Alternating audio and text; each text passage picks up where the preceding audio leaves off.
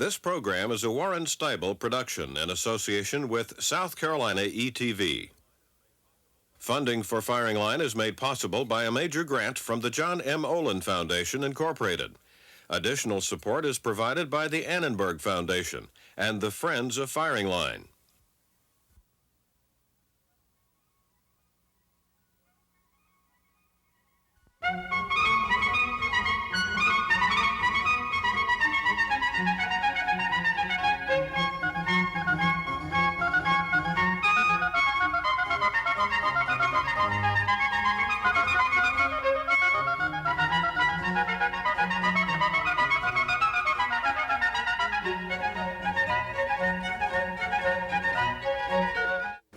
This is the second program in the series devoted to welfare reform. We have a very large panel of very bright people who are gathered together to discuss the welfare proposals being debated in Washington. During this hour, I propose to restrict the discussion, with your permission, to concrete proposals being made by Democrats and concrete proposals being made by Republicans. We have two former governors with us, Pete DuPont from California, a Republican, Jerry Brown from California, a distributionist. Dr. Don Goodman is the president of the National Center for Policy Analysis here in Dallas. Robert Shrum is a political consultant and speechwriter with distinguished Democratic clients. Roy Innis is the national chairman of the Congress for Racial Equality. Sharon Daly is deputy to the president for social policy of Catholic Charities. Rebecca Black is professor of economics at Northwestern, and Robert Woodson is founder of the National Center for Neighborhood Enterprise. Dr. Daly, what in the Republican proposals for welfare reform do you approve of, if anything? That's a loaded question. I approve of two things that I think are good, though I think in one case they carry too far. First of all, I'm very supportive of the efforts that are in both the Republican as well as the Democratic efforts to tighten child support and to enforce child support so that the responsibilities of absent parents for their children throughout the 18 years that those children are absolutely an enforced part of this nation's legal and social fabric. Secondly, I very much agree with the idea that we need to rethink the responsibilities of state, local versus federal government. I think that the Republicans have generated a very good conversation around that. I disagree with the extent to which their particular proposal moves things completely out of federal hands to the state level. I think they've gone too far with that, and I think we need to talk about what the federal responsibilities with regard to government are, the reasons the federal government is involved, and the reasons why we want them to stay involved. Now, would you comment on that, Governor DuPont? Well, I don't think the Republicans in Washington have gone nearly far enough. I think we need to get it back past state and local government to individuals, and we at the National Center for Policy Analysis have put forward a proposal that for every dollar that you give to a charity, you subtract that dollar as a credit off the bottom line of your income tax, and the federal government's welfare budget then goes down by $1. So we have transferred $1's worth of responsibility for helping people in need from Washington to Bill Buckley. That will get responsibility in your community where it can be, where programs can be effective. Assuming that had been passed, say, a year ago, what would that have given us? About $10 billion? It depends on how far you take it. It could have given you $250 billion, but if you presumably have to have some sort of limits, but let's say it would transfer $100 billion. Would you send people to the opera instead of feeding them? No. I mean, is there a limit on what charity you're allowed to contribute yes, there is. to? Of course there's a limit. It has to be on poverty programs, programs to alleviate poverty. And who would define those? And well, we already have those defined by the IRS. We do not live by bread alone. Yeah, but I don't think opera is what these people need, No. Bill. Well, I don't know. Now, Nothing else seems Certainly to not work. the opera I listen to. Now, Bill, what is the argument for this? The argument is that we've done all this experimentation at the federal level. Everyone, except maybe Bob, admits it's been a total failure. We spent $5 trillion on the welfare state. We have a higher poverty rate today than we had when the war on poverty began. Wherever we look in the country to find poverty programs that work, they're all in the private sector. Well, we had So a what we lower wanna poverty do rate. We had a lower is- poverty rate till Reagan came along. Is we- And I don't think the program, I do not think the program is a success, would not defend it, would agree with Rebecca that what we need to do is experiment and change it, but we need to set certain minimum federal standards. We've been For example, if experimenting people work, since if people 1966, work, $5 if people are trillion. willing to work, they ought to get welfare, and if they get welfare, they ought to have to work, because the American people, as they look at this whole problem, don't want people to starve, they want them to work for their welfare Bob, you guys have been benefits. saying that for 10 years now, and the poverty rate keeps going up. Should there not But we be haven't implemented that program. The poverty rate keeps going up because the labor market for low-income workers gets worse and worse every year. If you're a high school dropout male in this country, your wages have declined by 15% since 1980, working in exactly the same job your father worked in 20 years ago. That's why the poverty rate is going up, and I can show you a whole Let row me of tell you something else about the studies poverty that look at that. population. If you get a job and keep it, it's almost impossible to stay poor for a long period of time. That's If you take not the true. single The number of mothers, working poor is single growing. mothers who are poor, only 10% of them are working full-time. 55% of single mothers who are not poor are working full-time. People who go to work, stay in that job, How is it that immigrants get out of poverty. can come to this country, can speak English, sometimes illegal, find jobs, and do well in our society? I think the state of California and the increase in their welfare rolls is highly related to the growth of immigrant use of welfare in that state. I mean, that's one of the The problems they're state of New facing. York, the state of Pennsylvania, the state of Texas, I will show you immigrants. I will show you the cab driver that brought me here today. He's an immigrant. But what can you possibly be saying, that those immigrants who are eligible to welfare are somehow or other inherently better than the people who are also eligible for welfare and are on welfare? You're blaming the people, not the program. We're making some bad assumptions, some seriously bad assumptions. It's a totally different world. You have global corporate structures, you have automation, you have a world labor force, and what is provided to people is provided by managements thousands of miles away. 50 years ago, you could make things, you could grow food, you could have a cow and a chicken. That's illegal in most places in America today, in any urban area. You have to give power back to the people. I really believe that. As long as you have a export of jobs and a replacement of people by machines without any other corresponding social adjustment, you're going to have 10 to 15 million people at the bottom and another 50 million people scared to death. That is the facts, and you can theorize all you want, but the anger of the American people will continue to be directed at both parties and the government until we accept that reality. I want to come back to a kernel of truth that Bob Shrum offered here, because amidst all this heat, there was a little bit of light. If he did a kernel of truth, let's dwell on it. And we shall. I might even get promoted to Brigadier General of Truth. You said something that I think both Republicans and Democrats can agree on, and that is that the American people want to see people who need help working for it. They want to see welfare replaced with work, and This is bipartisan, right? And the, Democrats and Republicans. yeah, that was Bob's point, Right, right. and I'm agreeing with him, Right. because that is a behavioral change. When you work, you have to change your behavior. You have to show up, you have to do your job, you have to work with a supervisor, you have to meet your deadlines, get yourself to work, and so forth. That makes people change, and that is the core of fixing the welfare system. I agree with that, but I think you do have to get to Rebecca and Jerry's point, which takes us to a whole larger issue, which is the decline, number one, in the availability of certain kinds of jobs, and number two, in what they pay people. I think that's a real crisis in this The country. state of Oregon. This is the federal government finally gave Oregon permission to do this. Other states really don't have permission to do it.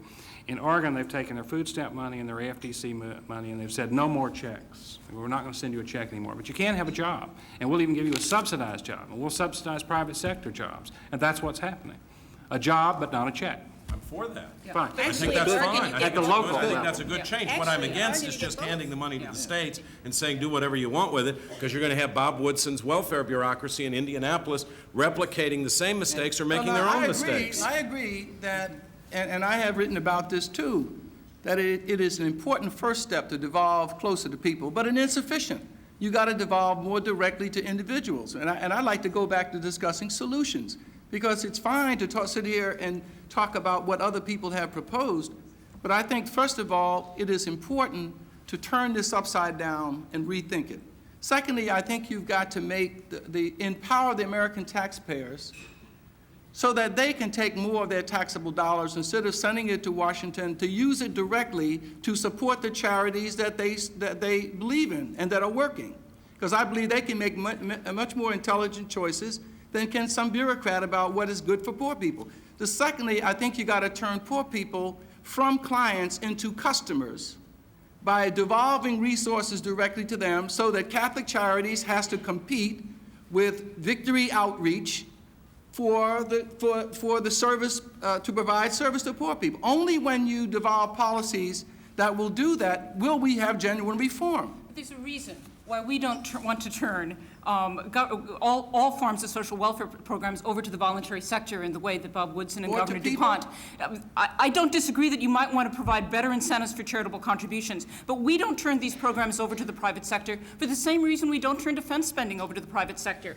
If Bob goes out and adopts a family, helps them get on their feet, helps the kids get a good education, does everything he can as a good individual, it doesn't just help him and that family, it helps all of us in this room because it improves productivity among citizens, it increases tax revenues for us, it decreases the amount of money we have to spend on crime and nutrition-related programs and a whole set of other issues in the future. It's what we call a public good. But then and why there's a hasn't reason it to worked? support public goods through the Why are government. taxpayers so frustrated then? you're Why are the misunderstanding. conditions getting worse for poor Because people? it's not intended to work. Look, poor people, misunderstands look, the by the system as it now works, poor people are surplus populations that are mined for an increasingly bloated prison and crime control system. If a man works at a minimum wage, we'll call it $6 an hour, 2,000 hours, that's $12,000 a year. Put him in a prison, it's worth almost double that at $24,000. That's a perverse incentive. You talk about welfare, you've got a prison system that is incentivizing an authoritarian control to make up for the fact that we don't have jobs under the way the rules work. And yes, put people to work, but give them a living wage and make it available where they are. With the export of work and the automation, that is not happening to millions of people. And the real problem are not the lust of the poor, it's the avarice of the rich. And make no mistake about it. Anybody left in the world arguing against automation.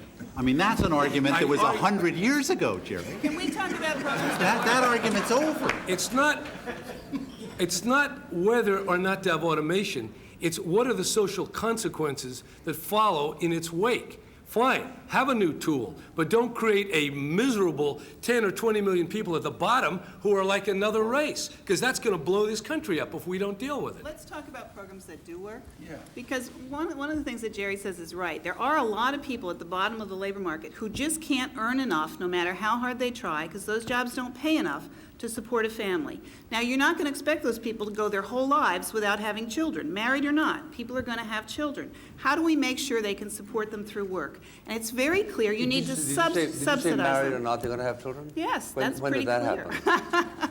Well, you know, 2/3 of the women who have children out of wedlock are not poor, are not teenagers That or was even what I asked young, you. are high school You said they're going to have graduates. children irrespective of whether they're married, whereas Yes. I had always thought that this is a phenomenon that's about 40 years old. No, There was this is, six- a- there this was- is Solomon as and long, 6%. yeah, this is all You've through heard about that, haven't you? antiquity. I have. It's as old, in fact, the whole Old Testament is about people But having I- children out of wedlock. Instead of I wanna- offering- wait, Not Can we quite talk all of about it, programs Bob. that work? Yes, We but run programs no, that but work. before we do that, I'd like to correct an inaccuracy. Now, you said there are a lot of people who just can't earn enough to stay out of poverty, and that turns out not to be true. As I said earlier, only 1.4% of all married couples are chronically poor. That's a very small Yeah, number the of reason people. people don't get married We is have they can't afford to. 15% of Oh, the come nation in on. poverty. It's a big part of it. That's Yeah. a big part of why people If they don't can't get married. afford to, it's because of the Who welfare wants to state. marry an unemployed guy? But you know, you always try to define, Any of you ladies want to marry an unemployed guy? but you always try to define the critics as somehow these rich conservatives who are cruel and hard-hearted.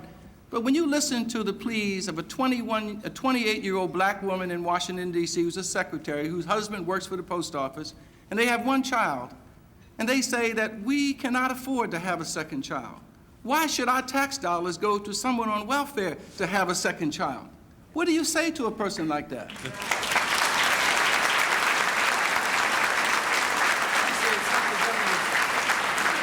I think it's the government's business to get into people's bedrooms.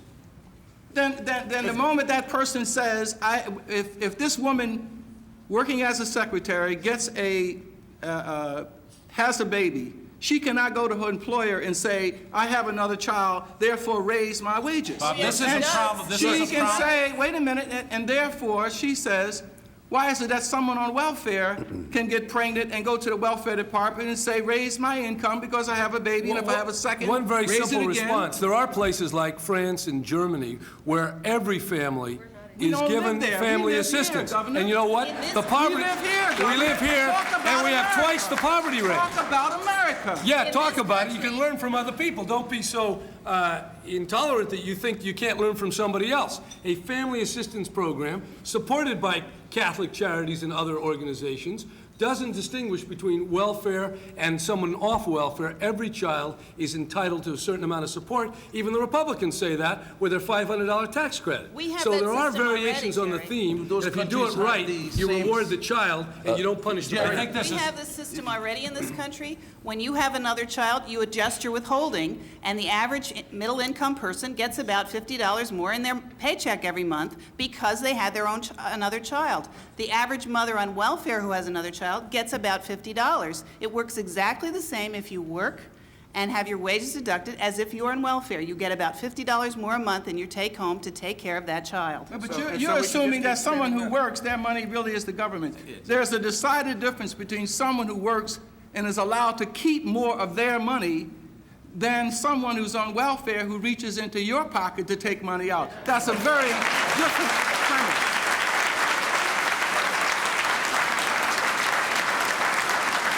Hey, Mr. Woodson, just 10 seconds. $14 billion a year goes to farmers for subsidies. I'm all right? against that. $14 billion. Secondly, I'm against it. the medical system, the doctors, the pharmacists, the drug companies, the hospitals, the nursing homes, 50% of the cash flow comes from government, okay?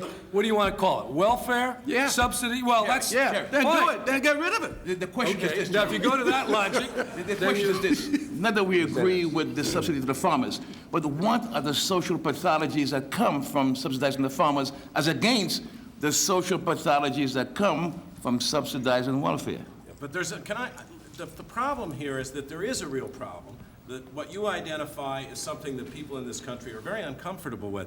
But to say, after the child has been born, we're not going to give you any welfare for this child, is to aim at the mother and hit the child. No, I and the say- difficulty with that is you're punishing someone who is totally innocent. I am also struck, by the way, by the fact that all of these conservative Republicans who are violently opposed to abortion and are violently pro-life want to build into the welfare system a perverse incentive for people to go out and have abortions. First of It's all, stunning. wait a minute, if you say on the one hand that people do not have children because of the incentive to get more money, then why do you think they will terminate the pregnancy so that they won't? Well, Bob, if we can Because both they can't agree that afford the them. money doesn't give Well, them an incentive to have children, then we can dispense with this entire discussion and go on to other subjects of welfare reform. If you take the position that welfare is stopping abortions, I don't, but you That's take what the you just- position that's that what you just welfare said. is encouraging pregnancy. You take that position. welfare is Therefore, if you cut off welfare, you will discourage pregnancy, and one of the most readily available ways to No, discourage pregnancy you will- is to terminate it. You will discourage pregnancy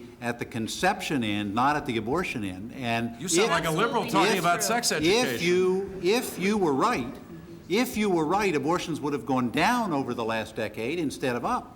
But But welfare what benefits no, did but not go up. what you're doing is There you're was trying to another- argue for your position by questioning your own premise. Your premise questioning is your that welfare encourages pregnancy. I'm saying, therefore, logically, if you take the welfare away, you're going to provide an incentive for people So you- to either not get pregnant or, if in the course of events they do, Yes. to have an abortion. Now, I happen to think women have that choice, but many of you don't. And you're promoting a welfare reform bill in Congress, which by your own logic will lead to more abortions. There is a kernel of truth, another kernel of truth. A second what kernel Bob of did. truth. There's a second kernel of This truth. has been a good day.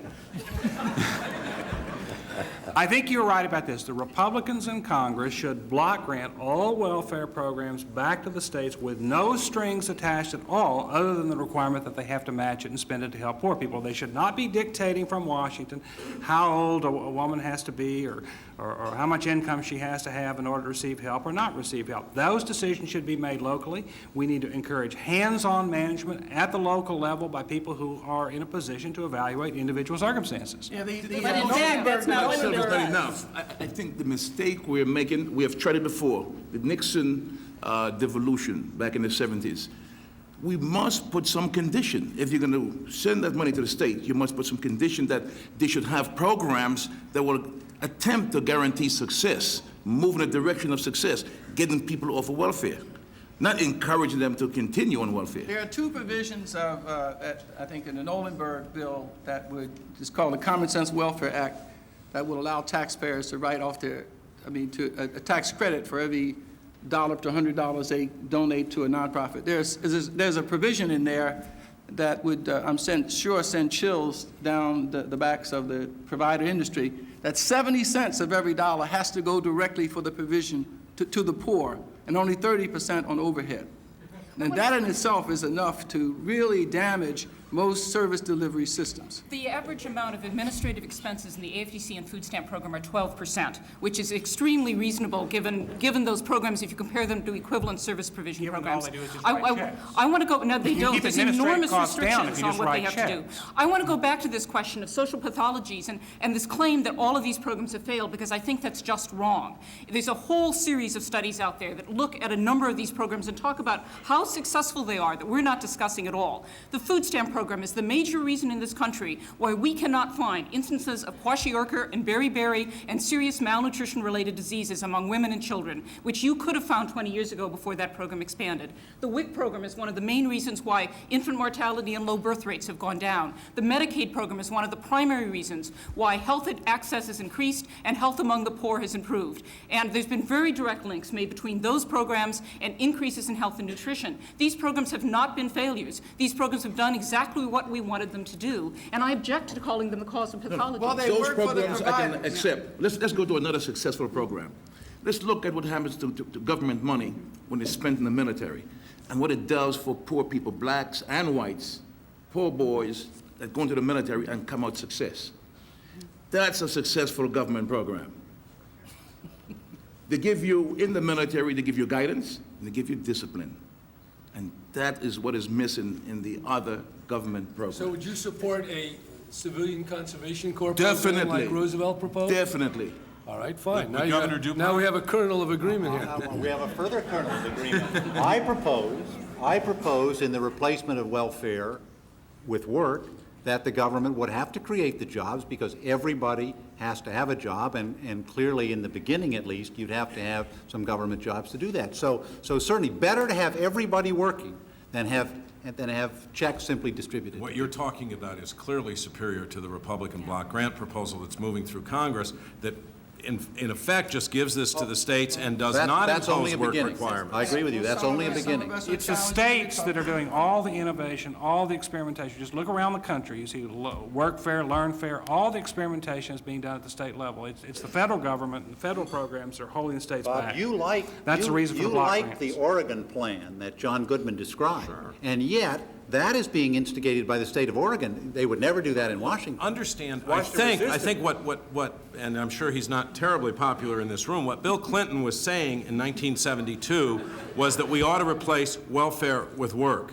He said it very clearly. The problem is that we have to devolve certain things to the states while keeping minimum federal standards so that people who are willing to work are not told that they can't have welfare. And number two, it probably costs more money, not less money, than the present system. Because when you create those government jobs, you have to invest in them. The President made the comment the other day that given where the Republicans were and how they wanted to fund the block grant, there wasn't really money to do the welfare work trade. It doesn't cost more money, it costs less money. If you say to a random sample of the population of people on welfare now, you can no longer have a check, but you can have a job, you're going to lose a third of them off the top. The reason you're going to lose a third of them is because they're earning income they're not telling you about. They've got a better job than the job you're offering them. I think you will find that you can cut welfare spending, offer everybody a job and have a welfare program that works, but only if you devolve it back to the states. You know, Well, when you I'd get- be willing to try that as long as you're willing to put up the money. You're willing to put up the money to create the work that has to be Doesn't created. cost Because more Jerry's money. right. Costs Work less at the money. bottom end of the spectrum is disappearing and when you becoming get more and We've less said and this less. before, we can cut taxes and increase military spending and still cut the deficit. We've heard these fantasies When- before. Let me give you a fact, not a fantasy. But in Oregon, they provide help to people. They give them a check and a job. If they're not able to earn enough to be above the poverty level with their job, they give them supplementary income from their The job checks. is subsidized. They're not getting checks. No, but They're getting they get- paychecks, not welfare They checks. can get both in Oregon. It's a bigger Well, program than you I think It's a understand. great idea to localize. No one's going to agree welfare is working, but when you have disinvestment in the, particularly the inner city, and people are subsidized through spending on roads, cheap water, revenue bonds, to move outside 20 or 30 miles away, and you leave all these people behind, there's not much there. So somehow, you're going to have to put all that together so people can live as a community. Work is obviously intelligent, if it can really be there. You're an enterprise zone fan. As a matter of fact, I proposed that in 1992, enterprise zones. I kept one better. You also proposed a flat tax, and term which is a very good limits. idea. And term limits. And term limits, And too. all three have been rejected. Yes. And that's why you're here. But I want to come back to the whole welfare reform question. The best welfare reform proposal, of course, is a job. And if you get enough growth in your economy, people do move very rapidly from welfare to work. In Delaware, the welfare rolls fell 40% when the economy grew sufficiently, and we didn't change the welfare system a bit. So if you can get growth in your economy, you can get people off of welfare, not by any government action, just because people's self-interest, as Roy says, will propel them to do better for The themselves. other thing I find That indicates, of course, that people will work given the opportunity. Absolutely. But I find it very interesting that liberals advocates for giving people opportunity, and they have to come to work prepared to learn. And the fact that millions of our kids are being miseducated in these school systems, even though the per capita expenditure is high. In Washington, D.C., it sounds like $9,500. Thank you, Mr. And Woodson. Sorry about that. Thank you, ladies and gentlemen. Thank you.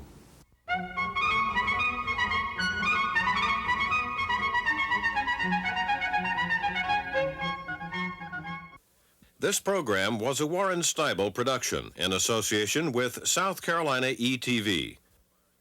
Funding for Firing Line was made possible by a major grant from the John M. Olin Foundation, Incorporated. Additional support was provided by the Annenberg Foundation and the Friends of Firing Line.